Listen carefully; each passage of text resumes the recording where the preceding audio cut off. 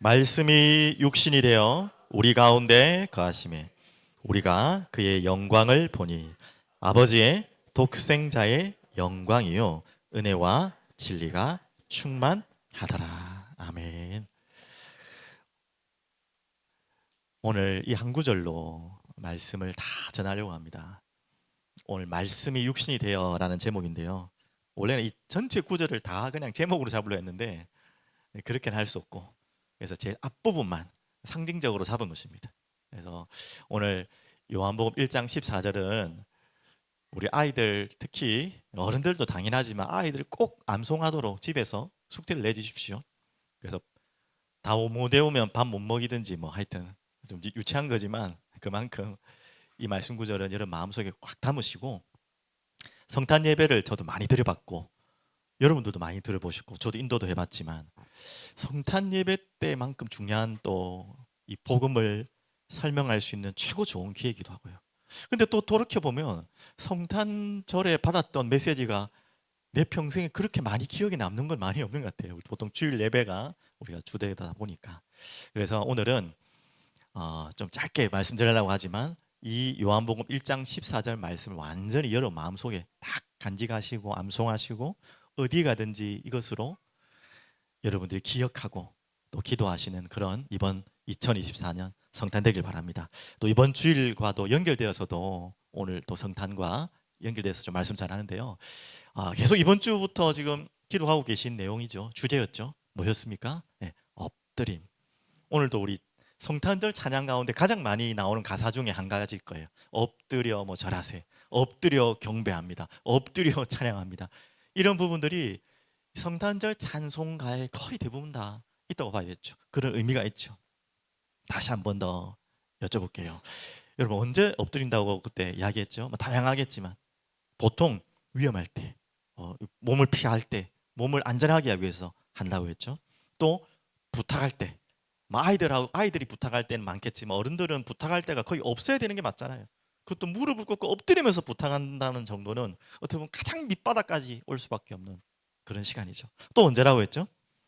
부탁과 조금 다른 용서를 구할 때, 또 두려울 때, 무서울 때 그냥 이렇게 엎드려가지고 벌벌 떨잖아요. 어디 숨어서 이렇게 벌벌 떨잖아요. 어떤 두려움일지 모르지만 꼭 우리가 행동이 이렇게 엎드려서 뭐가 이렇게 안 하더라도 우리 마음 자체가 그렇게 움츠릴 수밖에 없죠. 자, 그러면 이 모든 부분들이 우리에게 엎드릴 수밖에 없는 육신적인 원인이라면, 아까 전에 다시 한 가지로 딱 정리하면 뭐 여러 가지 얘기했지만 왜 우리는 이 육신적으로 엎드리고 빌고 두려워하고 불안해하고 이렇게 위험하고 이런 상황 속에 매일 살아야 됩니까? 한 가지 이유가 있어요. 방금 말했던 것 중에 하나입니다. 우리는 어떤 존재이기 때문에? 죄인 되었기 때문에. 아까 우리 집사님도 기도하셨겠지만 회개 기도를 했지 않습니까?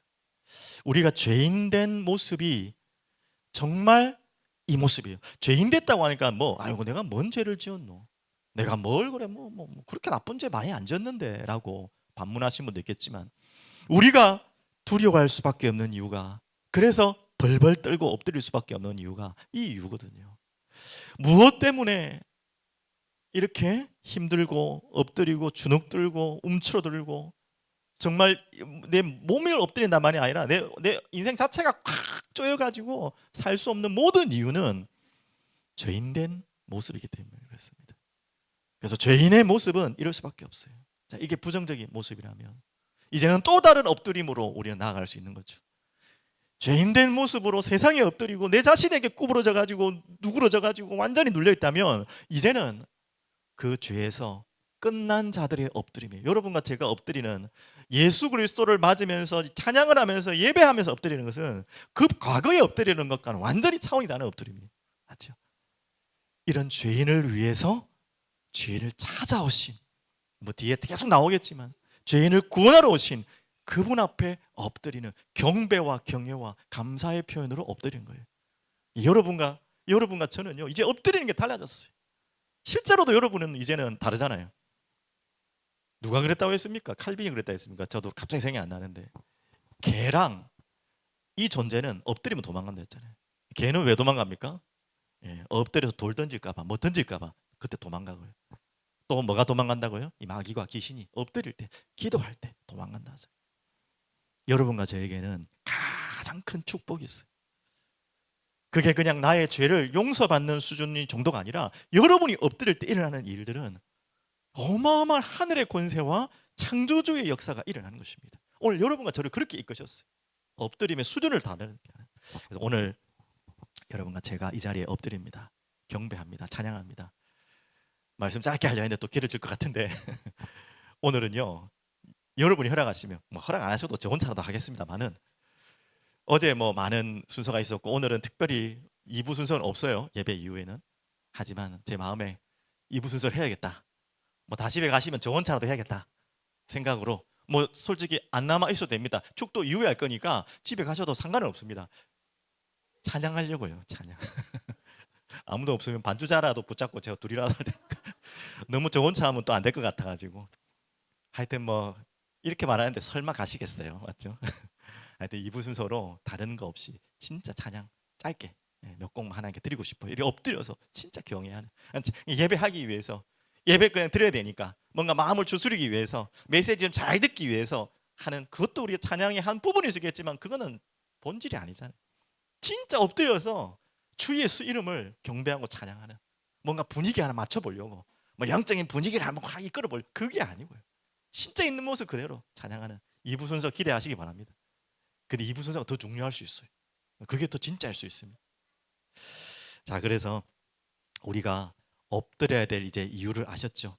과거에 우리가 엎드렸던 그 이유 말고 이제 진짜 엎드려야 될 이유를 알았어요. 자, 오늘 그 이야기를 하나하나 풀어서 나가겠습니다. 오늘 14절을 전체적으로 다 좀 해석하지만 다른 성경 구절과 함께 좀 이해를 나눌게요. 자, 제일 첫 번째 14절 앞구절에 뭐라고 나왔습니까? 말씀이 육신이 되어라고 나와 있죠. 이 간단한 이야기 같죠? 이거 엄청 복잡한 이야기입니다. 그리고 어마어마하게 깊은 이야기예요. 이걸 다 설명하려면 제 머리로도, 제가 가진 성경 지식으로 다 풀 수가 없어요. 그만큼 어마어마한 것입니다. 이것 가지고 초대교회부터 지금까지 뭐 이미 싸움은 끝났지만 분쟁하고 논쟁하는 거리가 되는 만큼 중요한 이야기입니다.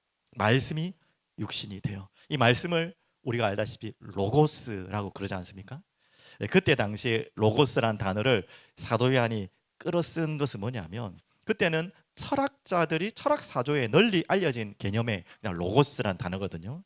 근데 그 로고스라는 단어를 설명할 때 어떤 설명을 했냐면, 우주 만물을 이루는 이성적 원리, 뭐 뭔 소리인지 잘 모르시겠지만 철학자들 어렵게 이야기하잖아요. 하여튼 우리가 쉽게 표현하면 모든 근원이 되는 무엇인가 있다라고 철학자들이 말한 거죠. 그래서 우리의 표현으로는 뭡니까? 또 사도 요한이 또 성경에서 말하는 로고스는 창조주를 설명하는 것이죠. 말씀이 육신이 되어. 자, 그 부분을 이미 요한이 풀어놨습니다. 한번 14절만 읽었지만 앞에 보시면 1절부터 보시면요, 성경 다 펴놓으셨죠? 태초에 말씀이 계시니라. 이 말씀이 하나님과 함께 계셨으니, 딱 설명해놨나요? 말씀이 뭐라고요? 말씀이 곧 하나님이시니라 분명히 나와 있죠. 그리고 그가 태초에 하나님과 함께 계셨고 만물이 그로 말미암아 지은 바 되었으니 지은 것이 하나도 그가 없이는 된 것이 없느니라. 좀 아리송하죠, 맞죠? 무슨 하나님을 말하는 거지? 4절, 그 안에 생명이 있으니 이 생명은 사람들의 빛이라. 빛이 어두움에 빛이 돼 어둠이 깨닫지 못하더라. 이제 좀 뭔가 스무고개처럼 누군가를 계속 지금 연상케 하죠.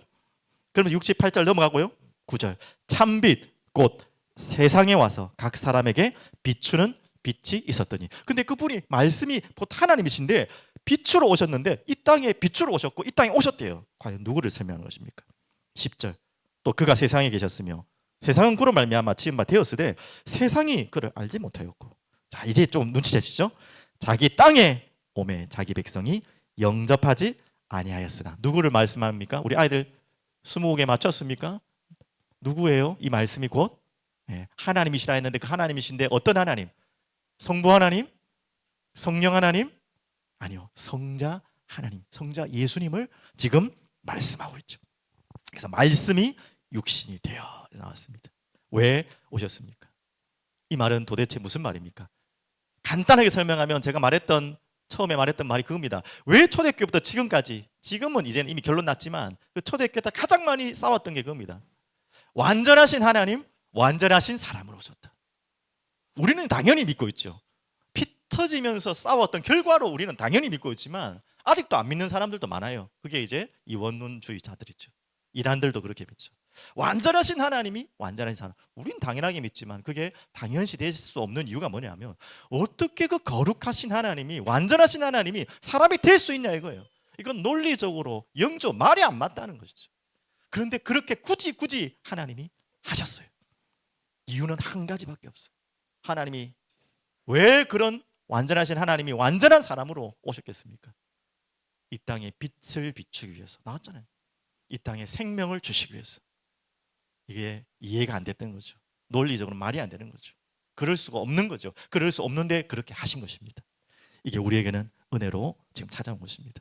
그래서 굳이 이 땅에 오신 이유가 뭐라고요? 자, 세 구절.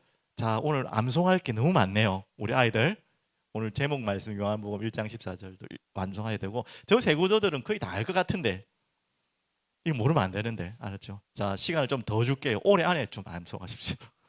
시간 많이 줬습니다. 이번 주가 오늘이 아니고 올해 안에 저 세 구절과 오늘 요한복음 1장 14절 다. 자, 같이 봅니다. 우리 어제도 그 퀴즈에 나왔던 구절입니다. 요한일서 4장 10절은 어떤 의미의 말씀이라 했습니까? 예, 사랑이 흐르는 교회가 시작되는 이름이 지어지는, 어떻게 보면 그 성경 구절이에요. 자, 그럼 다 알아야겠죠. 자, 같이 보겠습니다. 시작. 사랑은 여기 있으니 우리가 하나님을 사랑한 것이 아니요 하나님이 우리를 사랑하사 우리 죄를 속하기 위하여 화목 제물로 그 아들을 보내셨습니다. 그래서 오셨어요. 말씀이 육신이 되어. 왜요? 왜 그 완전하신 하나님이 이 아무것도 아닌 인간에게 인간의 모습으로 오셨습니까? 저 이유 때문에 오셨어요. 또 한 구절 더 볼까요? 잘 아는 말씀이죠. 다 같이 읽습니다. 시작. 인자가 온 것은 섬김을 받으려 함이 아니라 도리어 섬기려 하고 자기 목숨을 많은 사람의 대속물로 주려 함이라. 설명 다 안 해도 아는 구절이죠. 너무나 잘 알고 있는, 우리 어른들은 다 암송하고 있는 구절일 겁니다. 자, 이제 마지막 한 구절, 잘 아시는 구절 다 같이 봅니다. 우리가 아직 죄인 되었을 때 그리스도께서 우리를 위하여 죽으심으로 하나님께서 우리에 대한 자기의 사랑을 확증하셨느니라. 우리 어른들은 다 같이 읽는데 아이들은 다 지금 안 읽었어요. 우리 주일학교 선생님들 선물 다 뺏어 가십시오. 다시 다 봤나? 어제 너무 많이 드린 것 같은데 선물이 정산이 다 돼서 그런 건지. 자, 같이 읽으라 할 때 읽읍시다. 알았죠? 우리 아이들. 자, 다 읽은 줄 믿고요. 이렇게요.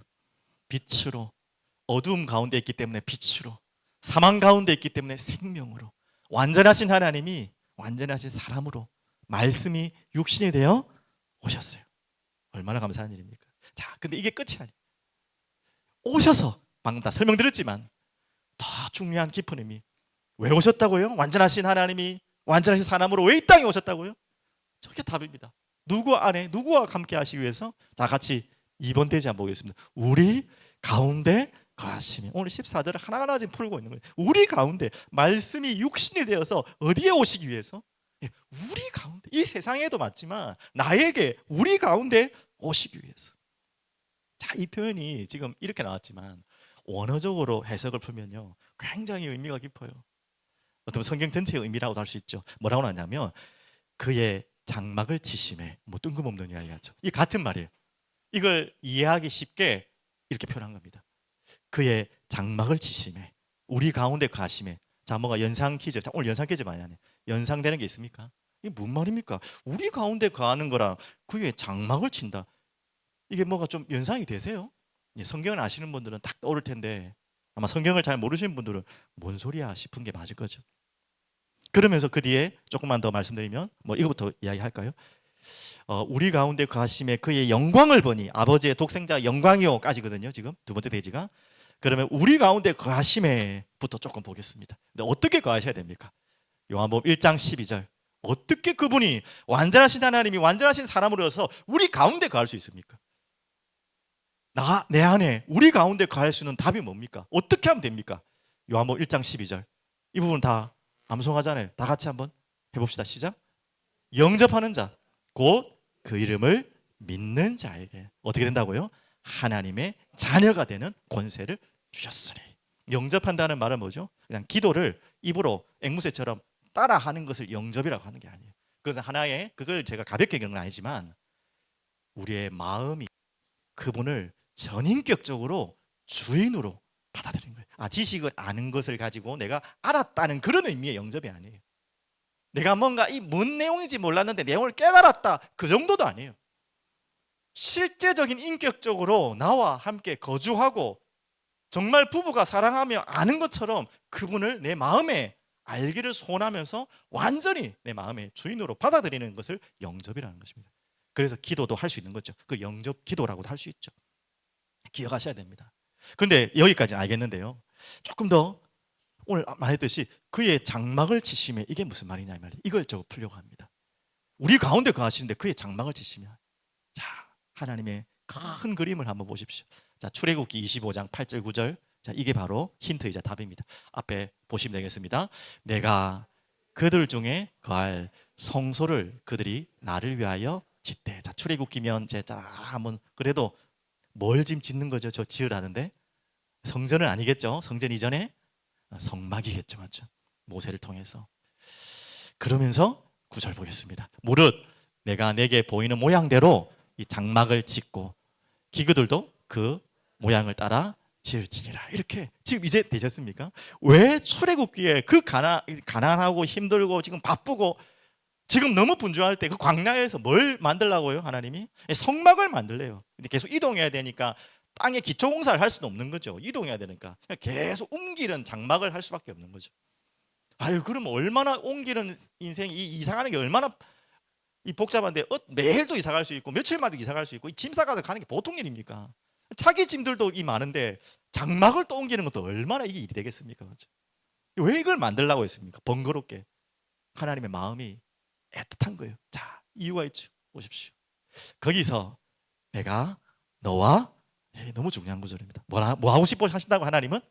거기서 내가 너와 만나고 또 그 가운데 언약궤 위에 있는 속죄소죠. 속죄소 위에 꼭 증거궤 위에 있는 두 그룹 사이에 내가 이스라엘 자손을 위하여 내게 명령할 모든 일을 내게 이르리라 말씀하기를 원하시는 거죠. 그 이전에 하나님은 우리에게 뭐 하고 싶어 하신다고요? 만나기를 원하시는 거예요. 함께 교제하기를 원하시고 대화를 나누기를 원하시고 하나님의 말씀으로 축복하기를 원하시고 하나님의 말씀으로 이끄시기를 원하신 거예요. 그걸 가지고 장막을 치심에 임시죠. 어떻게 보면 임시 방편이라도 그렇게라도 순간이라도 주님은 우리와 만나기를 원하시는 거예요. 애틋한 마음이에요. 그래서 학자들은 이 표현을 너무나 아름답게 표현했어요. 뭐를 차렸다고요? 이스라엘 백성과 하나님과 신방을 차렸다. 결혼하지 않은 분들은 뭐 이게 이해가 잘 안 되시겠지만 신방이라는 의미 있잖아요. 얼마나 사랑했던 사람끼리 함께 거주하는 공간이죠. 맞죠? 하나님은 그렇게 우리를 신부로 초청하신 것입니다. 자기가 신랑 되셨어. 이해되셨습니까? 자, 이렇게 장막을 치셨던 하나님이 그럼 이거와 지금 신약과의 지금 중간의 갭이 너무 크잖아요. 이것을 하기 위해서 지금 뭐 시간 좀 갔지만 이거 한번 찾아보겠습니다. 여러분들 자주 설명되는 말씀이기 때문에 찾을 수 있겠지만요. 예레미야서. 자, 우리 아이들도 한번 찾아봅시다. 자, 예레미야서 찾으셨습니까? 저도 빨리 안 찾아야 되네요. 31장. 이 구절은 반드시 아셔야 돼요. 암송까지는 제가 하라고 못 하겠고요. 이런 구절이 있고 이런 중요한 내용이 있었구나는 꼭 알아야 됩니다. 예레미야 31장 31절, 32절, 33절 찾으셨죠? 제가 가진 성경 1102페이지. 우리 가운데 거한다는 이 표현이 얼만큼 지금 중요한 표현인지 갑자기 그냥 뭐 사도 요한이 말한 게 아니고요. 성경 전체가 하나님의 마음이 여기 다 담겨 있어요. 찾으셨죠? 31장 31절 읽겠습니다. 시작. 여호와의 말씀이니라. 보라, 날이 이르리니 내가 이스라엘 집과 유다 집에 새 언약을 맺으리라. 이 언약은 내가 그들의 조상들의 손을 잡고 애굽 땅에서 인도하여 내던 날에 맺은 것과 같지 아니할 것은. 자, 여기까지는 이 장막에서 했던 그 이제 언약궤 그에서 맺었던 언약과 이제 또 다른 갱신의 언약을 하겠다는 거예요. 자, 같이 더 읽을게요. 같지 아니할 것은 내가 그들의 남편이 되었어도. 아까 신방을 차렸다는 근거의 본문이 이 본문이다. 그들이 내 언약을 어떻게 했습니까? 깨뜨렸어요. 그런데도 그것으로 한계가 있었어요. 계속 이 신부되는 이 이스라엘이 바람을 피고 엉뚱한 짓을 한 거예요. 안 믿은 거예요. 하나님을 안 따라간 거예요. 여호와의 말씀이니라. 그런데 그것을 포기하지 않으셨어요. 33절. 그러나 그날 후에 내가 이스라엘 집과 맺을 언약은 이러하니 곧 내가 나의 법을 그들의 속에 두며 그들의 마음에 기록하여 나는 그들의 하나님이 되고 그들은 내 백성이 될 것이라. 여호와의 말씀이니라. 이제 그 장막의 한계를 느낀 거죠. 그렇게 말씀하고 만나기를 원하는데 이스라엘 백성들은 하나님을 믿지 않고 순종하지 않고 떠나버린 거죠. 그래서 이제는 새로운 언약을 주겠다. 영원히 너희 안에 거할 새로운 약속을 주겠다. 자, 그러면 또 20개입니다. 에스겔서 조금만 더 넘겨볼게요. 예레미야서 조금 더 뒤로 넘기시면 바로 에스겔서가 나옵니다. 37장이죠. 한번 보겠습니다. 에스겔서 37장. 여러분 그 뼈다귀 환상 아시잖아요. 그 본문입니다. 그 옆에 뒤에 본문입니다. 여러분 그까지 말 텐데 에스겔서 37장 13절부터 한번 보죠. 13절. 자, 그 뼈다귀에 마른 뼈다귀에 생기를 넣어 이렇게 군대가 된 장면 이후에 하나님이 말씀하시는 거죠. 13절 에스겔서 37장 13절 다 같이 읽겠습니다. 내가 또 내 영을 너희 속에 두어 너희가 14절이네요. 살아나게 하고 내가 또 너희를 너희 고국 땅에 두리니 나 여호와가 이를 말하고 이런 줄을 너희가 알리라. 여호와의 말씀이니라. 또 내 영을 어디 속에 두겠다고요? 너희 속에 두어. 아리송하죠. 자, 26절, 27절, 28절 옆에 보겠습니다. 내가 그들과 화평의 언약을 세워서 영원한 언약이 되게 하고 또 그들을 견고하고 번성하게 하며 내 성소를 그 가운데 세워서 영원히 이르게 하리니. 자, 지금 조금씩 찾아가고 있습니까? 우리 가운데 거하심에라고 표현했는데 그의 장막을 치심에랑 이게 어떻게 연결되는 걸 지금 이야기하고 있어요. 우리 가운데 성소를 다시 짓겠대요. 27장 27절 내 처소가 그들 가운데 있을 것이며 나는 그들의 하나님이 되고 그들은 내 백성이 되리라. 내 성소가 영원토록 그들 가운데 있으리니 내가 이스라엘을 거룩하게 하는 여호와인 줄을 열국이 알리라 하셨다 하라. 좀 가슴이 뛰지 않습니까? 이렇게 하나님이요 장막 가운데 만나셨던 하나님이 이제는 누구를 통해서 우리와 우리 가운데 거하시겠다는 거죠? 누구를 통해서? 바로 예수 그리스도를 통해서. 구약에서는 성막 성전에는 누구를 통하여 하나님을 만났습니까? 피 흘리는 제물을 통해서. 결코 찢어질 수 없는 그 휘장이 예수로 인해서 찢어졌잖아요. 그 살이 찢어지면서 휘장이 찢어졌잖아요. 결코 나아갈 수 없는 지성소로 예수 그리스도를 믿는 누구든지 주님께로 나아갈 수 있는. 또 거꾸로 해볼까요? 그 주님이 우리 속에 거하는, 우리 안에, 우리의 공동체 안에, 여러분 안에 거하는, 우리 가운데 거하심에 이 약속을 성취하시기 위해서 예수님이 오신 것입니다. 그래서 그의 장막을 치신 거예요. 무슨 말인지 좀 복잡하게 설명했는데 이해하시기 바랍니다. 그래서 당연히 되어야 될 일이 뭡니까? 이제는 우리 안에 거하셨기 때문에 우리는 누구를 보는 것입니까? 그의 영광을 보니. 자, 영광을 본다는 말이 이게 무슨 말입니까? 18절, 오늘 요한복음 18절 1장 18절 보십시오. 이 말입니다. 18절 본래 하나님을 본 사람이 없으되 아버지 품속에 있는 독생하신 하나님이 나타내셨느니라. 자, 영광이라는 단어는 여러분 제가 설명 안 해도 알잖아요. 근데 이 성경적인 표현으로 아까 전에 성막에도 나왔고 영광이라는 표현을 쓸 때는 조금 다른 의미가 또 있어요. 바로 하나님의 임재, 그 예수님의 임재, 하나님의 현현이 나타날 때 영광이 임했다 이럽니다.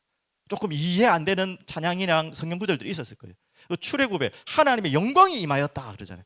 그 말은 하나님 영광스러웠다는 말도 표현하겠지만 하나님의 임재, 하나님의 실제가 우리 가운데 임했다는 거예요. 근데 그 영광이 누구라고요? 바로 예수 그리스도라는 하나님이 우리에게 나타났다는 거예요. 하나님이 현현으로 우리에게 보이셨다는 거예요. 그 영광을 우리에게 보이시기 위해서, 우리를 만나기 위해서 우리 가운데 거하시며 그의 영광을 보이신 것입니다. 어마어마한 일이죠. 그게 바로 교회입니다. 그게 여러분과 저의 모습입니다. 우리는요 누구를 볼 수 있는 자다? 하나님을 만난 정도가 아니라 하나님을 보는 자, 하나님의 영광을 보는 자로 살아가는 것입니다. 그래서 예수님은 누구를 보여주시기 오신 거예요? 쉽게 말하면 하나님을 보여주시기 위해서 오신 거예요. 그럼 우리는 누구를 보여주면서 살아야 되는 삶이 돼야 됩니까? 우리 가운데 거했다니까 예수님이. 맞아요. 같은 말이지만 예수님을 보여주는 삶이에요. 그래서 예담이에요. 예담. 예담 이름 참 좋은 이름이죠. 예수님을 닮아가는 모습을 보고 세상 사람들이 우리를 보면서 누구를 본다고요? 예수님을 보고 하나님을 보는 것입니다. 그만큼 우리가 소중한 존재고 중요한 존재고 또 어떻게 살아야 되는지 중요한 이유가 있는 존재이죠. 그래서 요한복음 14장 9절에는 이 표현을 했습니다. 다시 말하면 자 이제 예수님 떠나간다니까 또 누굽니까? 저게 누구라고 나왔죠? 예수께서 빌립이 하나님 보여달라고 하니까 지금 하는 말씀이죠. 예수님이. 자 같이 읽을게요. 예수께서 이르시되 빌립아 내가 이렇게 오래 너희와 함께 있으되 내가 나를 알지 못하느냐? 나를 본 자는 아버지를 보았거늘 어찌하여 아버지를 보이라 하느냐? 이렇게 무슨 말인지 알겠죠? 예수님이 아버지를 보여주기 위해서 또 아버지께로 오게 하기 위해서 또한 우리는 어떤 사람이라고요? 교회는 무엇을 하는 곳이라고요? 아버지를 보여주게 하는 거예요. 우리의 주님을 나타내고 보여주는 곳이 바로 교회예요. 그래서 교회는 거룩해야 된다는 거예요. 완전해질 수는 없지만 이 땅에 있는 교회는 거룩해야 되는 것입니다. 자 이렇게 우리 가운데 가심에 그의 영광을 보니 아버지의 독생자의 영광 바로 아버지의 독생자인 예수님의 바로 모습이다 이 말이죠. 우리 가운데 가셨어. 하나님 이렇게요 큰 그림을 가지고 큰 객을 가지고 구약과 신약을 쫙 연결해서 그분을 나타내고 계신 것입니다. 자 그러면 이것이 또 끝이 아닙니다. 영광을 보니 아버지 독생자 영광이요 마지막 구절 무엇입니까? 다 같이 한번 볼까요?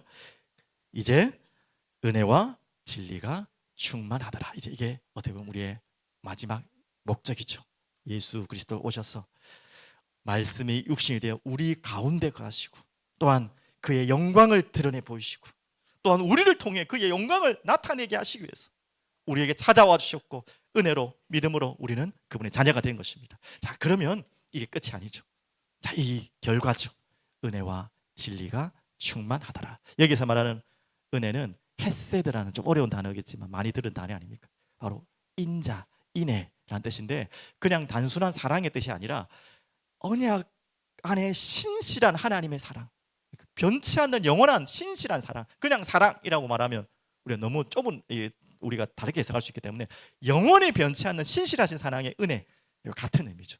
진리라는 말은 진실하다는 표를 또 말과 연결되고요. 그것이 우리에게 이제 충만하기로 원한 거죠. 이 충만이라는 단어는 무엇입니까? 차고 넘치는 거잖아요. 가득 찬 정도가 넘치게 돼 있잖아요. 그래서 말하지 않을 수 없는 상태. 우리에게 은혜와 진리가 충만하게 드러내게 하셔서 우리를 통해 우리 교회를 통해 말하지 않으면 않을 수 없도록 하신 것이 바로 하나님의 뜻입니다. 자 그래서 오늘 하나 사진이 잘 나올지 모르겠는데 앞에 화면을 좀 봐주시기 바라겠습니다. 제가 좀 아직까지는 좀 서툴러 가지고 나오네요. 자 이게 무슨 사진인지 모르시는 분이 당연히 정상일 겁니다. 무슨 사진일까요? 누가 말했네요. 맞아요. 응급 구조대 소방관입니다. 그리고 소방관 아저씨랑 젊은 학생이 하나 서 있네요. 까만 옷 입은 저 사람의 이야기를 제가 자주 들었는데 한번 소개를 해드릴게요. 저도 기사를 오래전에 본 건데 제가 다시 찾아보니까 아직 있더라고요. 이게 2015년 기사에 나온 사진인데요. 어떤 기사냐면 16년 전 생명의 은인을 찾아 한국에 온 대만 청년이랍니다. 그러면 저 까만 옷 입은 사람이 어느 나라 사람이라고요? 네, 바로 2015년 벌써 지금 기사이기 때문에 벌써 오래된 조금 더 상황입니다. 어떻게 찾아오게 되냐? 제가 막 읽은 그대로 읽어볼게요. 대만 대지진이 있었죠. 그때 생존 어린이라고 합니다. 그걸 구해준 구급 대원이었고 그 자리에서. 근데 지금 보면요, 16년 전에 저 지금 1999년입니다. 9월 21일에 대만 지진이 일어났을 때 그 당시에 6살이었답니다. 저 아이가. 그런데 87시간 동안 그 더미에 깔려 있던 거죠. 87시간이 며칠입니까? 뭐 엄청난 이야기죠. 얼마나 6살짜리가 무서웠겠어요. 이게 뭐 못 먹는 거 뭐 힘든 거 정도가 아니라 얼마나 무서웠겠습니까? 근데 살아났죠. 87시간 만에 우리나라 저 구조대원 이름이 이창학 소방관이라 그래요. 저 구조대원한테 구조를 받았다고 합니다. 콘크리트 더미에서 구해졌다고 합니다. 그래서 지금 16년 만에 이제 컸죠. 그러면 한 22살 됐을까요? 6살 때니까. 그 대학생이 된 거예요. 잘 커가지고 대만에 무슨 대학인지는 잘 모르겠지만 좀 엘리트들이 가는 좋은 대학에 가서 그걸 잊지 않고 다시 한국으로 와서 그 고마운 인사를 하기 위해서 그 대학생의 모습을 온 거예요. 그리고 저 소방관을 만난 거예요. 참 의미 있는 사진이고 기억해야 될 사진이죠. 그러면서 어느덧 자신보다 훌쩍 자란 이름이 뭐 장뭐라 뭐라 하네요. 이 장 씨를 앞에 두고 이 대원은 활짝 웃으며 반겼다. 이 대원은 무너진 벽에 묻혀 있던 이 장 씨, 이 친구가 고사리 손을 내밀고 두 눈을 바라보던 순간을 잊을 수가 없다라고 기억을 한답니다. 16년 만에 다시 손을 붙잡았는데요. 고사리 손이 많이 컸다. 잘 자라줘서 정말 고맙다고 대답했다 합니다. 그리고 이 장군을, 이 장시군을 구한 건 당시 파견되었던 구조대원 나뿐만 아니라 16명이 함께했던 성과다. 개인적으로 이 친구를 구조한 것이 내게는 참 영광이고 기쁨이다. 앞으로도 최선을 다해 인명을 구조하겠다. 그래서 이 친구는 장씨는 대지진으로 부모는 다 죽었다고 합니다. 자기 혼자 살아남았어요. 다행히 할머니는 계셔서 할머니 손에서 잘 커서 이렇게 16년 만에 한국에 돌아와서 얼마나 참 감격적이고 가슴 뛰는 이야기입니까? 맞죠? 제가 왜 이 기사를 갑자기 예전에 봤지만 다시 찾아서 봤냐면 엊그제 저희 딸이랑 그 소방관이라는 영화를 봤거든요. 연결돼서 이야기가 나오더라고요. 그래서 제가 하나 좀 궁금했던 게 뭐냐면 소방관 영어로 뭐예요? 우리 아이들 말 안 듣나? 아, 파이어맨. 오, 잘하네. 파이어맨. 왜 소방관을 파이어맨이라 할까? 당연한 이야기인데 좀 다르게 생각. 그러면은 불이 싫을 거 아니에요, 소방관은. 난 내 같으면 파이어맨이라고 안 하고 뭐 워터맨 하든지 뭐 아쿠아맨 하든지 죄송하지만 불을 끄는 걸로 맨을 해야지. 아니 불 난 거 그 꼴도 보기 싫을 건데 왜 파이어맨이라 할까? 맞지만 불이 상징적이지만 저 혼자 뜬금없는 생각을 해봤어요. 그런데 파이어맨이라는 이유가 있어요. 거기에 나오는 그 영화의 반장이 나는 파이어맨보다 더 좋은 영어 이름이 생각난다. 파이어맨도 아니고 파이어 파이터다 이러면 뭐라고 싸우는 이게 어떻게 맞는 말일 수 있겠죠, 맞죠? 그런 이야기가 나왔는데 왜 제가 얘기합니까? 우리는 그냥 적당히 살면 되지. 적당히 그냥 살면 되지. 무엇 때문에 소방관 보니까 뭐 월급이 그렇게 많은 것도 아닌 것 같더라고요, 보니까. 그 영화에서 나올 때는 보니까 저도 소방관에 별 관심이 없었는데 처우나 대우도 그렇게 좋지 않았던 것 같아요. 그때 뭐 이제 이 영화 보니까 큰 이제 소방관들이 몇 명이나 구조하다가 매몰이 됐어요. 순직을 했죠. 그 이후에 조금 처우가 개선되고 좀 좋아졌다고 하지. 그 전만 해도 안 좋았다고 해요. 근데 무엇 때문에 소방관을 합니까? 자, 이제 무엇 때문이라는 질문에 대한 답이 안 나옵니까? 네. 저것 때문에 나와요. 정말. 또 왜 파이어맨이라 했을까라고 생각이 되는데요. 참 이름 잘 지었다 생각됩니다. 워터맨이 아니라 파이어맨인 이유는 뭐냐면 이 불을 끄는 데는요 물이 필요한데 물이 필요한 게 아니에요. 무슨 말입니까 이게? 뭐라고 했어요? 사람이 필요하다고? 비슷한 이야기예요. 불을 끄는 데는 물이 필요한 것 같지만 물이 필요한 게 아니에요. 불을 끄는 데는 불이 필요한 거예요. 제가 그걸 마음에 딱 하나의 마음을 주셨어요. 그래서 파이어맨이구나. 불을 끄려면 물로 꺼야 된다고 생각하지만 물로 끄는 것이 아닙니다. 그 마음 속에 이 소방관의 마음 속에 불이 있는 거예요. 그 소방관 영화에서 조금 뭐 영환이가 더 꾸며서 그랬겠지만 마음 속에 불이 있는 거예요. 어떤 불이 있습니까? 저 불에 타고 있는 사람이 한 사람이라 있다 생각하면 자기가 죽든 말든 들어가는 거예요. 좀 영웅적인 이야기는 하겠지만 구조 그 깔려 있는 그 더미 속에 사람이 갇혀 있다는 걸 아니까 자기가 돈을 얼마 받고 자기의 처우가 어떨지 그런 계산 안 하고요. 어떻게 하든지 불에 들어가가지고 그 흙더미를 끌면서 사람을 건지는 거예요. 근데 이런 아이 하나를 구했단 말이에요. 이런 고사리 같은 손을 발견하고 아이를 꺼냈는데 이 보십시오. 10년이 지나니까 이렇게 건강하게 자라서 못 쉬는 아이로 찾아왔잖아요. 이걸 기대한다는 건 아니지만 제가 뭔 이야기 합니까? 그런 불이 있는 거예요. 이들에게는. 불이 없으면 왜 이 일을 합니까? 제가 그 마음을 품었습니다. 여러분과 저에게 하나님이 이 땅에 성령의 불을 부으셨어요. 적당히 대충 그냥 소방관 할 빼야 차라리 뭐 다른 일 하면 돈 더 벌 것 같은데 생각해. 안전하고. 왜 굳이 소방관을 합니까? 하물며 우리는 왜 신앙생활을 하십니까? 뭐가 좋아서? 이 복음 왜 전하십니까? 복음 전한다고 아유 너무 듣고 싶었습니다. 이제 왔습니까? 그런 사람이 많습니까? 헛소리 그만하고 가세요 하는 사람이 많으세요.